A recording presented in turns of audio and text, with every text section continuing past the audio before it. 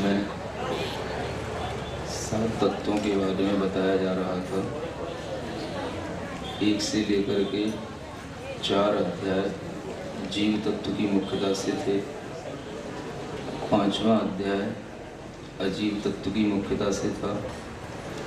6वें अध्याय में आश्रव तत्व की मुख्यता का वर्णन है और 7वें अध्याय में भी आश्रव तत्व की ही मुख्यता से वर्णन है। यहाँ जो 6वें अध्याय में कहा था कि शुभ पुण्यस्या शुभ पापस्य, शुभ मन वचन काय पुण्य रूप योग को देने वाला और पुण्य आश्रव का कारण होता है, और अशुभ मन वचन काय की क्रियाएं पाप रूप आश्रव के लिए कारण होती हैं, पाप कर्म के आश्रव के लिए कारण होती हैं। यहाँ पर विशेष रूप से अब यह बताया जाने वाला है कि वस्तुतः वह शुभ योग क्या होते हैं। शुभ मन वचन काय की क्रियाएं कैसे बनती हैं और उनसे जो पुण्य का आश्रय होता है वह किस तरह से होता है। चूँकि अनादिकाल से जीव को पाप का आश्रय हुआ है, पुण्य का आश्रय यथा कथनचित भी होता रहता है, लेकिन यहाँ पर मुख्य रूप से जो व्रतों के माध्यम से, शुभ योगों के माध्यम से विशिष्ट पुण्य बंध के लिए जो कारणभूत व्रत इत्यादि हैं उनको यहाँ बताया जा रहा है। सामान्य सा ऐसा पुण्य जो कि सामान्य रूप से सभी प्राणियों के द्वारा थोड़ा बहुत शुभ भाव करने से होता है, वह पुण्य मोक्ष मार्ग में कारणभूत नहीं होता। और जिस पुण्य को मोक्ष मार्ग में कारणभूत माना जाता है, उस पुण्य आश्रम को बताने के लिए यहाँ पर पूरा 7वां अध्याय दिया जा रहा है। यह अशुभ को बताने की जरूरत नहीं है, पाप को बताने की जरूरत नहीं है, क्योंकि पाप से सभी जीव परिचित हैं। और इस अध्याय के माध्यम से उस पुण्य आश्रम को करने की एक तरह से प्रेरणा दी जा रही है। आचार्य महाराज उन व्रतों के माध्यम से हमें पुण्य आश्रय हो तो भी हमें उन व्रतों को धारण करना है, क्योंकि वह व्रत ही मोक्ष मार्ग के लिए कारणभूत होते हैं। ऐसी भावना से इस 7वें अध्याय में इसमें श्रावकों के लिए भी और मुनि महाराज के लिए भी व्रतों का ही वर्णन है, क्योंकि व्रतों के माध्यम से ही मोक्ष का मार्ग प्रारंभ होता है।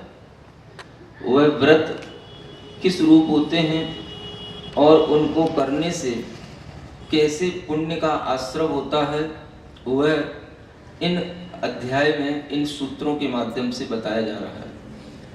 हिंसा नृतस्तेया ब्रह्म परिग्रहेभ्यो विरतिर्व्रतम।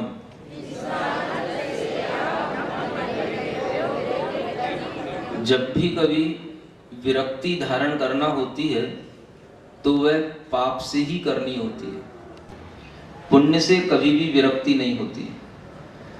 पाप रूप क्रियाओं के द्वारा ही जो मन वचन काय की अशुभ प्रवृत्तियां हैं उनको छोड़ने के लिए सर्वप्रथम हमें पुरुषार्थ करना होता है।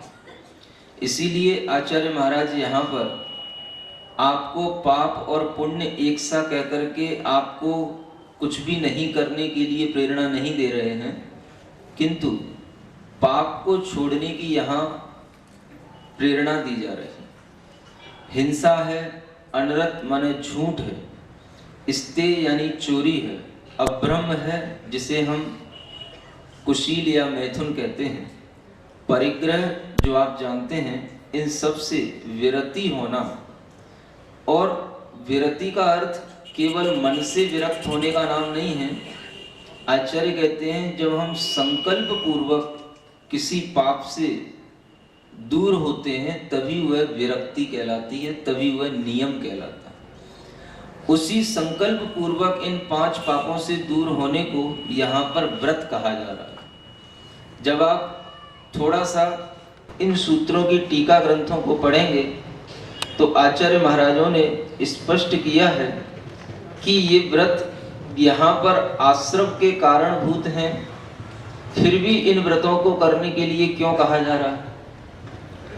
तो आचार्य कहते हैं कि यह एकांत से आश्रम के लिए ही कारण नहीं है, ये संवर के लिए भी कारण होते हैं। क्योंकि जब हम संवर और निर्जरा तत्व का वर्णन करेंगे तो आगे हमें इन व्रतों के माध्यम से ही वह संवर और निर्जरा होने के लिए समिति, गुप्ती, परिचय, जय आदि का वर्णन 9वें अध्याय में आएगा। तो उस समय पर भी इन व्रतों के माध्यम से ही उन संवर और निर्जरा के कारणों को अपनाया जाएगा। इसलिए आप एकांत रूप से यह नहीं समझना कि यह व्रत केवल पुण्य आश्रम के ही कारण हैं, ये संवर और निर्जरा के भी कारण, क्योंकि बिना व्रत के न समितियां होती हैं, न गुप्तियां होती हैं, न कोई चारित्र होता है, न कोई भावना, न परिचय, कुछ नहीं होता।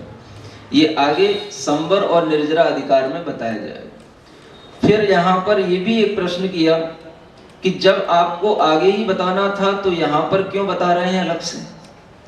तो आचार्य कहते हैं वह संवर भी 2 प्रकार का होता है, एक प्रवृत्ति में संवर और एक निवृत्ति में संवर। प्रवृत्ति लक्षण वाला संवर और एक निवृत्ति लक्षण वाला संवर। निवृत्ति का अर्थ है जो हमें सब क्रियाओं से दूर मुक्त करा करके, सब क्रियाओं से हटा करके केवल ध्यान में लीन होने पर जो संवर होता है वो निवृत्ति रूप संवर कहलाता है। और इसमें हम कुछ क्रियाओं को करते हुए जो संवर करते हैं वो प्रवृत्ति रूप संवर कहलाता है। जैसे हमने हिंसा को छोड़ करके अहिंसा को ग्रहण करने की एक प्रवृत्ति धारण की, या उस प्रवृत्ति करने का हमने संकल्प लिया, तो वह संकल्प हमारा क्या है कि हम हिंसा रूप प्रवृत्ति नहीं करेंगे लेकिन अहिंसा रूप प्रवृत्ति तो करेंगे। हम झूठ रूप वचन की प्रवृत्ति नहीं करेंगे लेकिन सत्य रूप वचन की प्रवृत्ति तो करेंगे। हम अभी प्रवृत्ति से पूर्ण रूप से मुक्त नहीं हो पा रहे हैं, तो यह प्रवृत्ति रूप संवर कहलाता है। हमने यहाँ पर हिंसा, झूठ, चोरी, कुशील और परिग्रह इन 5 पापों की निवृत्ति लेकर के, इनको छोड़ करके, और अहिंसा, सत्य, अस्तेय आदि इन 5 व्रतों रूप जो हमने प्रवृत्ति करने का संकल्प किया है, यह प्रवृत्ति रूप संवर कहलाता है। इसके माध्यम से पाप कर्मों का संवर भी होता है और पाप कर्म की निर्जरा भी होती है। इस प्रवृत्ति रूप संवर को करने में जो अभ्यस्त हो जाता है, उसको करते करते जो उसमें परफेक्ट हो जाता है, वही व्यक्ति आगे चल करके निवृत्ति रूप संवर कर पाता है, ऐसा भी आचार्यों ने कहा है। यानी कि कभी भी जब भी हमें संवर और निर्जरा तत्व को ग्रहण करना होगा, हमें इसी क्रम से चलना होगा। व्रतों में पहले हमें प्रवृत्ति करना और फिर उन व्रतों से ही हमें निवृत्ति धारण करना, उनको छोड़ करके कहीं अलग भागना नहीं, किंतु उन व्रतों के अभ्यास से अपने ही सामायिक आदि चारित्र में, अपने ही आत्म धर्म में लीन होते हुए उन व्रतों की प्रवृत्ति रूप विकल्प को भी छोड़ दिया जाता है। उसका नाम है ध्यान में व्रतों का छूट जाना। उसे छोड़ करके ध्यान नहीं किया जाता, किंतु उनका अभ्यास करते करते जिस समय पर हम अपने आत्म ध्यान में लीन हो जाते हैं, वह अपने आप ये सब चीजें छूटने लगती हैं। लेकिन उन्हीं के लिए छूटेंगी जिनके पास में हों। पहले से ही जो छोड़े हुए हैं उनके लिए कभी भी उस ध्यान की प्राप्ति नहीं हो पाती जो ध्यान केवल ज्ञान आदि का कारण होता है या आत्मानुभूति का कारण होता है। इसलिए आचार्य कहते हैं व्रतेषु ही कृत परिकर्मा साधु सुखेन संवरम करोति। ये आचार्य पूज्यपाद महाराज ने सरवार सिद्धि में लिखा है कि जो व्रतों में अच्छे तरीके से परिक्रम किया है, परिक्रम का अर्थ होता है उनका अच्छे ढंग से पालन करना, उसमें अभ्यस्त हो जाना, ऐसा वह साधु ही सुख से संवर करता है। सुखेन संवरम करोति, माने फिर उसे सब प्रकार के क्रियाओं को रोक करके और पाप पुण्य से रहित होकर के उसे संवर करने में कोई दुख नहीं होता, वह सुख पूर्वक संवर करता है, क्योंकि व्रतों के माध्यम से वह पहले अपनी आत्मा को अभ्यस्त बना चुका होता है। इसलिए व्रत यह एक प्रारंभिक भूमिका है जो हमें संवर करने के लिए एक परिकर तैयार करती है। बिना संवर किए हुए या बिना संवर के इन साधनों को अपनाए हुए हम कभी भी संवर नहीं कर सकते। जैसे हमें शयन करने से पहले हमें देखना पड़ता है कि हमको कहां सोना है, बिस्तर कैसा है, तकिया कैसा है, कहां पर हवा आ रही है या नहीं आ रही है, हम सब प्रबंध करके ही शयन करने का प्रयास करते हैं। और जब हम उस प्रबंध से निश्चिंत हो जाते हैं तो हमें तुरंत ही निद्रा आ जाती है, आती है ना। इसी प्रकार से जो हमने पहले साधन अपनाए, ये साधन किस लिए हैं? ये सब उस आत्म ध्यान के लिए हैं, ये सब उस संवर और निर्जरा के लिए हैं।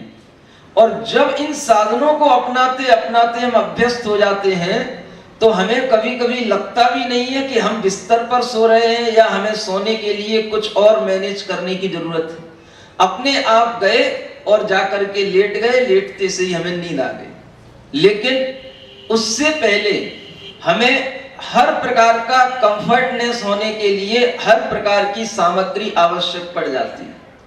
तो हम उस समय पर जो सामग्रियां इकट्ठी किया करते हैं और उनसे जो निश्चिंत हो जाते हैं, यही कहलाता है परिक्रम से सुख पूर्वक साधु का संवर होना। यानी कि वह ध्यान और एक तरह से आपके उदाहरण के लिए वह निद्रा। जैसे आपको निद्रा आने के लिए सभी साधन बाहरी यदि उपयुक्त होते हैं तो आप निश्चिंतता से सो सकते हैं और फिर उस सोते हुए आपके लिए कोई भी कष्ट नहीं होगा। उसी तरह से यह ध्यान करने के लिए साधु को इन व्रतों का अभ्यास होना बहुत जरूरी होता है। बिना व्रतों के अभ्यास के कोई भी जीवात्मा कभी भी आत्मा का ध्यान कर ही नहीं सकता। इसलिए आचार्य कहते हैं सुख पूर्वक संवर करने के लिए ये व्रतों का अभ्यास जरूरी है। और यहाँ पर जिन व्रतों के बारे में बताया जा रहा है वे प्रवृत्ति आत्मक हैं और 9वें अध्याय में जो बताया जाएगा वो निवृत्ति की मुख्यता से बताया जाएगा। दोनों से ही संवर होता है। ऐसा नहीं कि मात्र पुण्य का बंध होता है, पुण्य का बंध भी होता है, पाप का संवर भी होता है और पाप की निर्जरा भी होती है। इस तरह से इन व्रतों के माध्यम से आश्रव, संवर और निर्जरा तीनों चीजें एक साथ घटित होती हैं। यह सिद्धांत है, इसको याद रखना।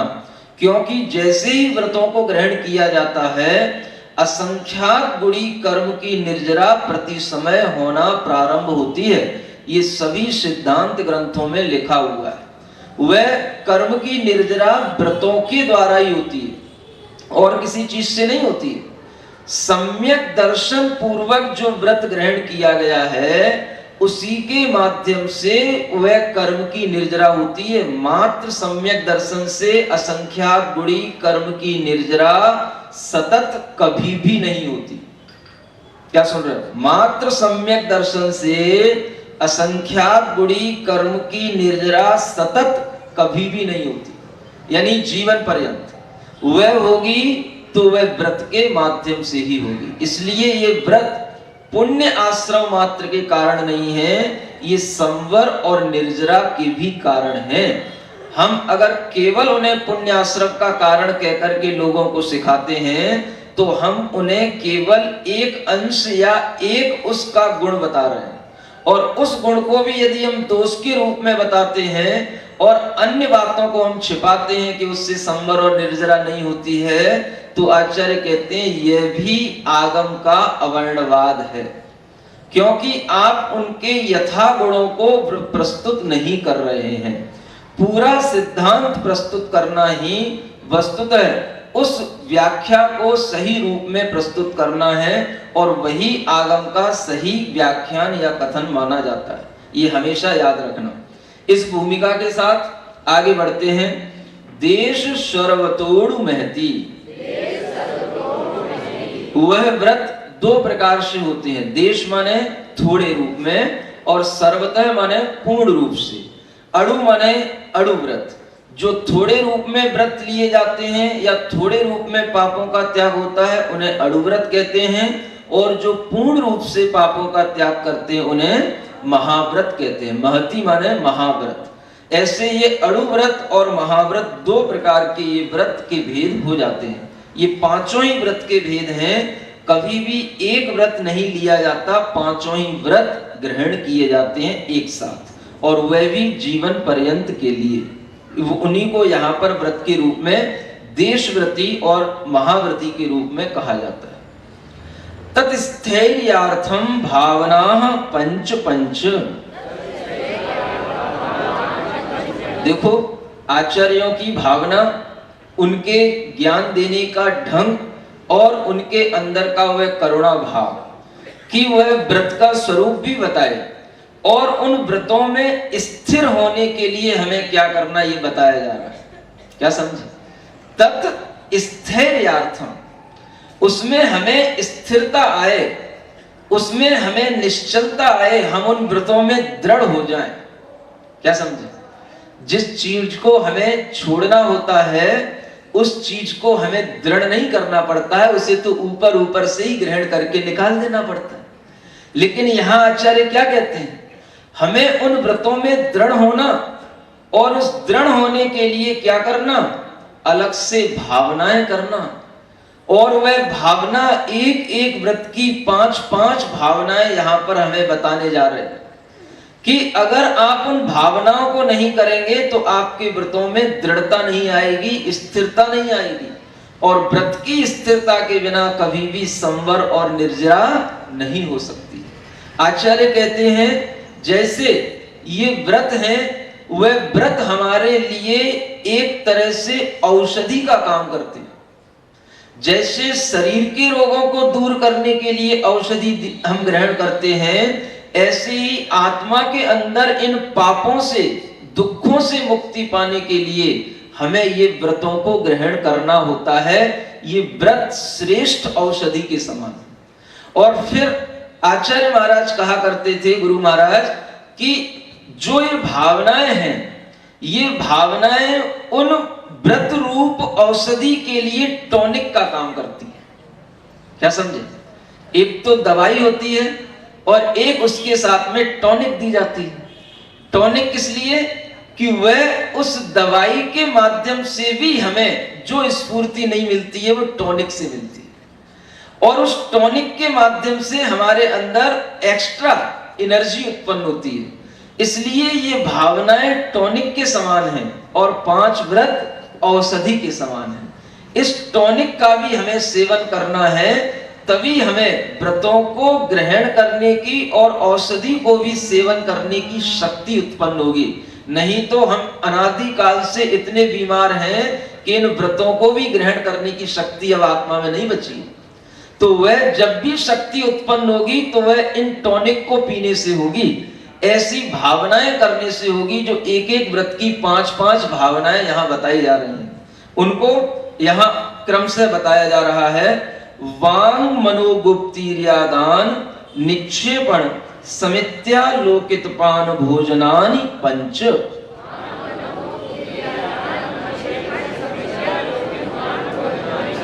सर्वप्रथम यह अहिंसा व्रत की भावना बताई जा रही है। अहिंसा व्रत की भावना के लिए हमें क्या करना?